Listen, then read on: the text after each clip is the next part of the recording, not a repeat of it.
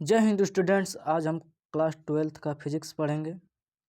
Class 12th का physics पढ़ेंगे Hindi medium जिसका पहला चैप्टर का नाम है वैद्युत आवेश तथा क्षेत्र। इसमें से टॉपिक पढ़ेंगे आज कि वैद्युत आवेश पढ़ेंगे। वैद्युत आवेश के बाद जो भी टॉपिक आएगा, दूसरा टॉपिक कूलाम का नियम आएगा, उसको पढ़ेंगे। टॉपिक के अनुसार पढ़ते हुए चलेंगे और एक एक करके आपका टॉपिक इस क्लास में कंप्लीट किया जाएगा, इस चैनल पर कंप्लीट किया जाएगा टॉपिक के साथ साथ। ओके, चैनल को ज़्यादा से ज़्यादा शेयर एंड सब्सक्राइब जरूर करें। आज हम पहला टॉपिक पढ़ेंगे वैद्युत आवेश। तो वैद्युत आवेश पढ़ेंगे। तो वैद्युत आवेश में देखो, तो वैद्युत आवेश का परिभाषा लिखना। वैद्युत आवेश पदार्थ का वह मूलभूत गुण है जो विद्युत चुम्बकीय बल, आकर्षण या प्रतिकर्षण उत्पन्न करता है। आकर्षण या प्रतिकर्षण उत्पन्न करता है। आकर्षण या प्रतिकर्षण उत्पन्न करता है। तो आकर्षण क्यों उत्पन्न करता है, प्रतिकर्षण क्यों उत्पन्न करता है? इसका प्रकृति होता है। क्या होता है? आवेश के दो प्रकृति होती हैं, दो प्रकार के होते हैं। पहला देखो, आवेश के प्रकृति में पढ़ेंगे। आवेश दो प्रकार के होते हैं। पहला धनात्मक आवेश होता है, एक ऋणात्मक आवेश होता है, जिसको निगेटिव बोलते हैं, निगेटिव चार्ज, और एक को पॉजिटिव चार्ज। अब इसका एक गुण होता है, धनात्मक चार्ज का, पॉजिटिव चार्ज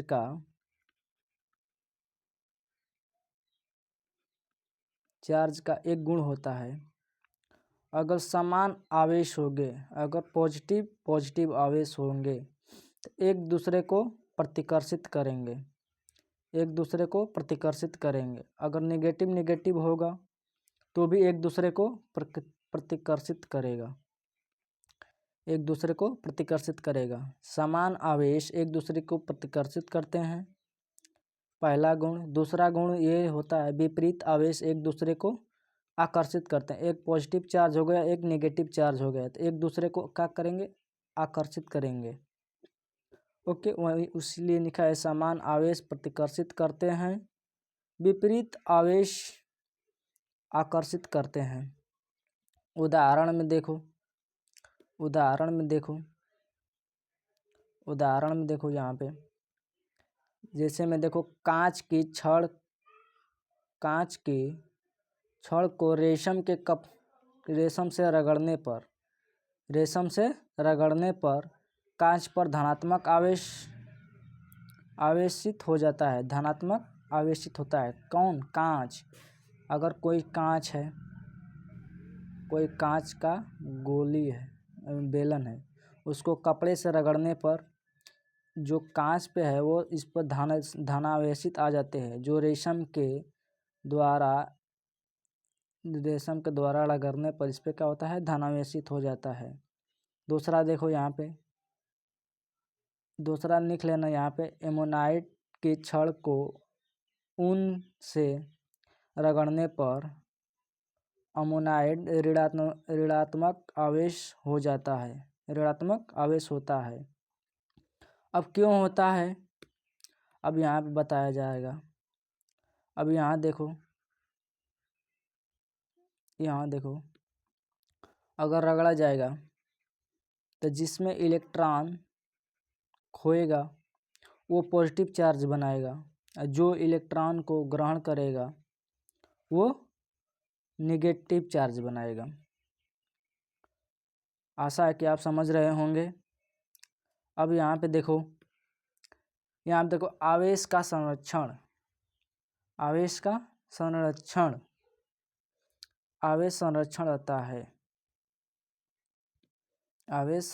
रहता है। न तो आवेश को उत्पन्न, देखो आवेश संरक्षण का परिभाषा लिख लेना कि किसी पृथक निकाय में मतलब भिन्न निकाय, चाहे वो लोहा हो गया या चांदी हो गया, चाहे जो भी स्टेट हो, आइसोलेशन सिस्टम, किसी बंद निकाय का कुल आवेश स्थिर रहता है। किसी बंद निकाय का कुल आवेश स्थिर रहता है। बंद निकाय बोल सकते हो या पृथक निकाय बोल सकते हो, स्थिर रहता है। इससे न तो बनाया जा सकता है और ना ही नष्ट किया जा सकता है, किंतु इसको एक एक एक निकाय से दूसरे निकाय में संचरण मतलब उसको स्थानांतरित कराया जा सकता है। जैसे उदाहरण में कांच, जैसे अभी पढ़े हो ना, कांच का छड़ रेशम से रगड़ने पर कांच पर आवेश पॉजिटिव आ जाता है ना, धनावेश आ जाता है आता है, और रेशम के कपड़े पर ऋणावेश होता है मतलब प्रेरित होता है। तो कुल आवेश क्या होगा, नील बट्टा सुनहट्टा, जैसे प्लस आवेश माइनस जीरो आवेश, तो बराबर का होगा जीरो होता है। चाहे बैटरी में रासायनिक अभिक्रियाओं के दौरान भी आवेश सिर्फ स्थानांतरित होता है, नया नहीं बनता। आवेश सिर्फ स्थानांतरित होता है, मतलब बस ट्रेवल करता है इस तार से इस तार में, इस तार से इस तार में, बैटरी के अनुसार, ना कि आवेश नया बनता है। ये समझाने की बात है। अब यहाँ देखो आवेश का परिमाणीकरण। अब पहला में देखो आवेश का परिमाणीकरण में देखो, अब लिखना परिभाषा कि किसी वस्तु का आवेश सदैव इलेक्ट्रॉनिक आवेश के पूर्ण गुणज होते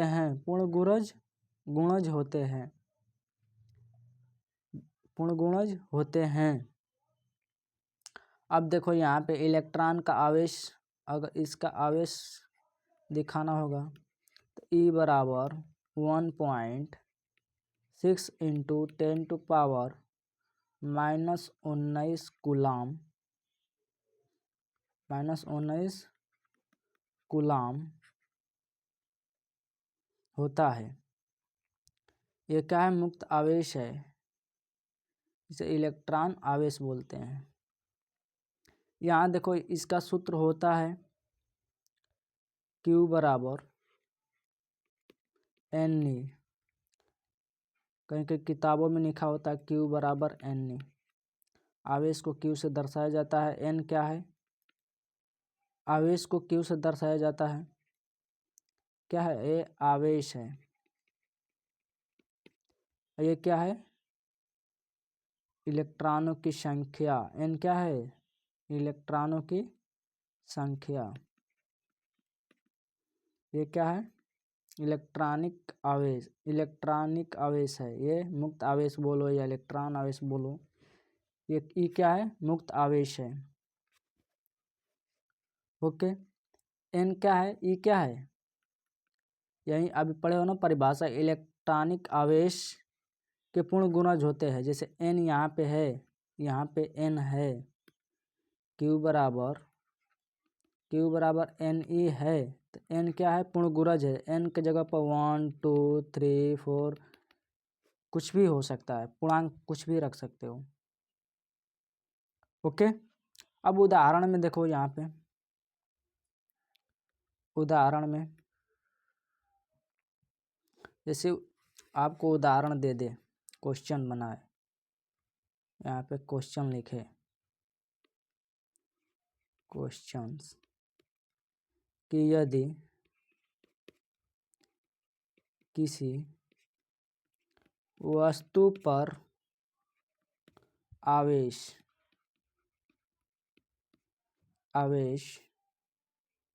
यानी Q बराबर 4.8 इंटू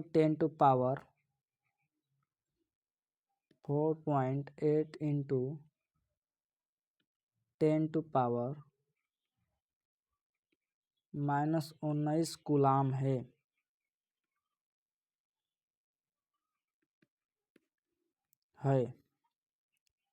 तो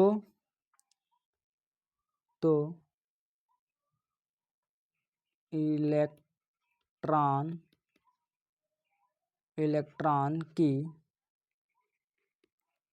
संख्या बताओ। ये क्वेश्चन कर दिया गया, तो आप इसको हल करोगे। तो इसको हल कैसे करोगे? अब आपको अगले स्लाइड पर ले चल रहे हैं यहाँ पे समझाने के लिए। यहाँ पे आवेश दिया है 4.8 × 10⁻⁻19 कूलाम। अब देखो यहाँ पे इसको हल करोगे तो क्या लिखोगे? क्यू क्या दिया है क्वेश्चन अनुसार? क्यू दिया है 4.8 × 10⁻⁻19 कूलाम।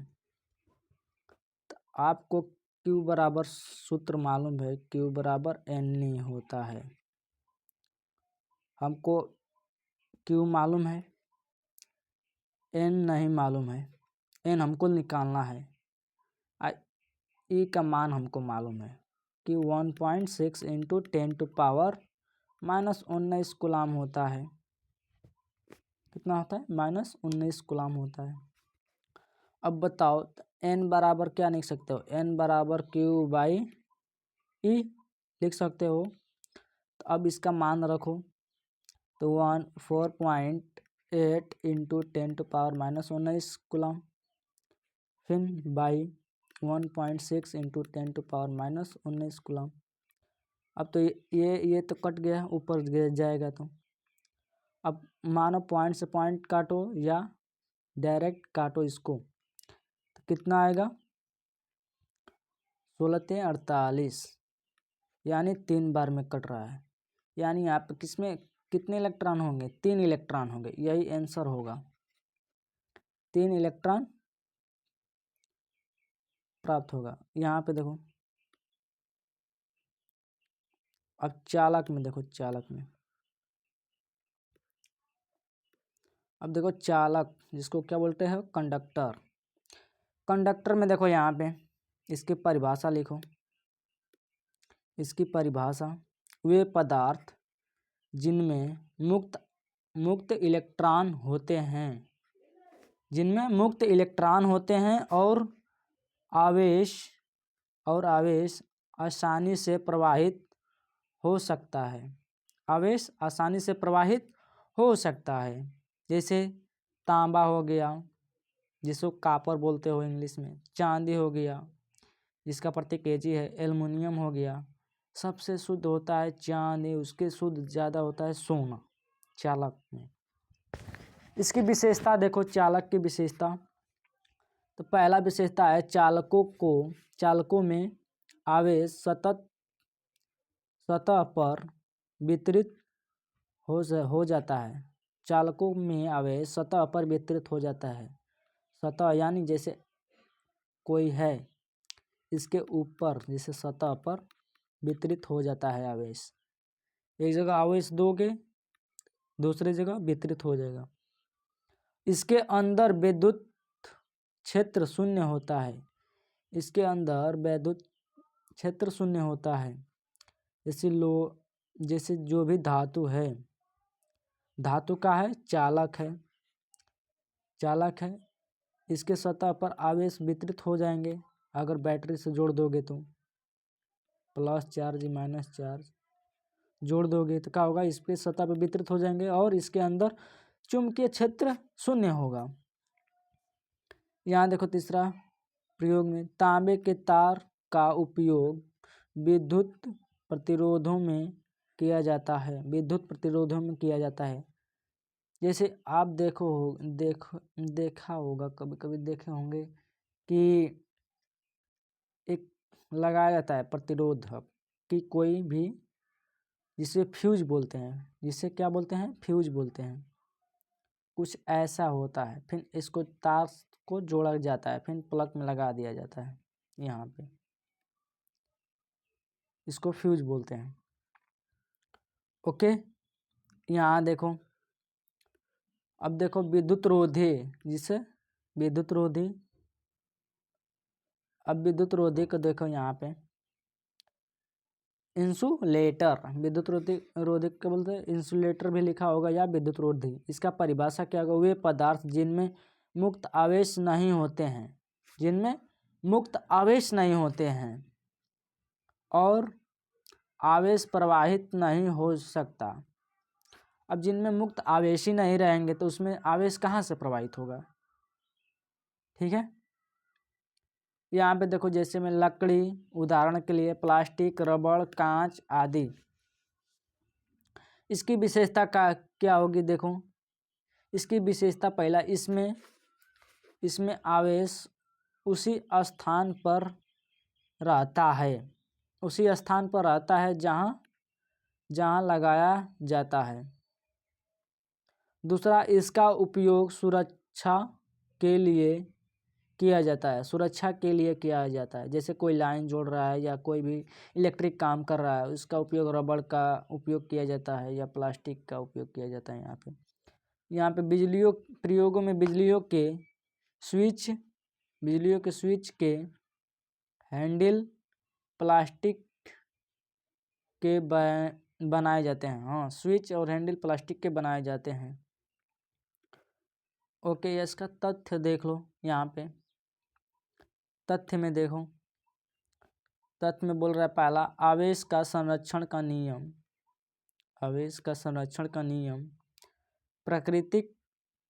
प्रकृति का मौलिक नियम है और सभी प्रक्रियाओं में लागू होता है, पहला। फिर दूसरा देखो, चालक और इंसुलेटर का चुनाव विद्युत उपकरणों की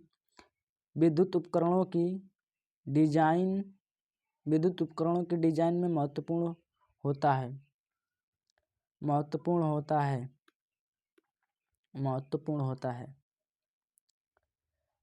अगला टॉपिक पढ़ेंगे कूलाम का नियम। इससे पहले आपको बता दिया जाए कि यहाँ पे क्लास 9 से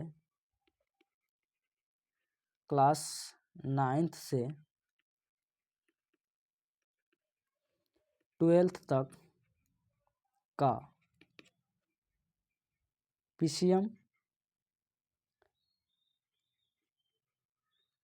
का टॉपिक मिलेगा। टॉपिक्स के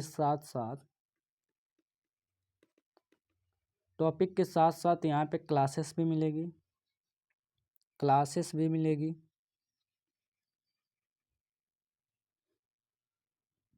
ज़्यादा से ज़्यादा चैनल को लाइक एंड शेयर करें और इस टॉपिक को यहीं विराम देते हैं। अब अगले टॉपिक पे चलेंगे। अगला टॉपिक आएगा कूलाम का नियम। अगला टॉपिक आएगा कूलाम का नियम।